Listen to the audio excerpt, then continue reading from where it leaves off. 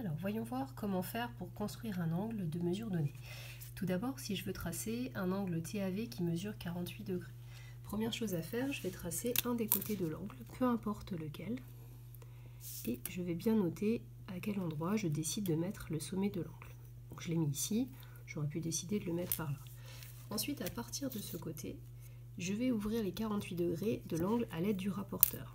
On va procéder comme pour mesurer un angle, c'est-à-dire que le centre du rapporteur va être positionné sur le sommet de l'angle. Et pour faire une mesure, bien sûr, on démarre toujours de 0.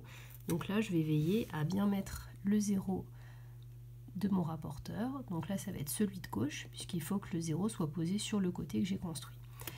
Ensuite, je vais prendre les 48 degrés. Donc là, comme c'est ce 0, je vais fonctionner avec la graduation extérieure. 10, 20, 30, 40, 45. Et là, je fais bien attention à mettre précisément un trait de crayon à 48 degrés. Et ensuite, je prends la règle et je vais relier le sommet à cette petite marque-là. Et du coup, l'angle qui s'ouvre là, donc je mets bien son nom en entier, TAV, il mesurera 48 degrés. Ensuite, on va faire la même chose avec un angle XOY qui mesure 137 degrés. Donc là, je trace aussi un des côtés de l'angle, peu importe dans quel sens vous le mettez. Vous choisissez bien à quel endroit va être le sommet de votre angle. Là aussi, c'est vous qui choisissez.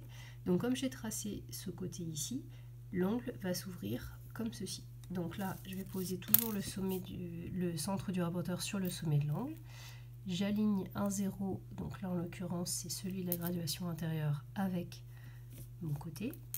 Et donc du coup, je vais compter 137 degrés. Donc là, c'est un angle obtus. Donc on va toujours vérifier que notre angle il est tracé de manière cohérente. Ici, on a nos 137 degrés. J'enlève le rapporteur. Je positionne ma règle. Et je fais attention de passer précisément par la marque que j'avais mise. On met le nom de l'angle, X ou Y, et on peut noter sa mesure. Donc contrôlons, TAV c'est bien un angle aigu, un angle 48 degrés c'est un angle aigu, l'angle que j'ai tracé a bien un aspect d'angle aigu, et X ou Y est bien un angle obtus.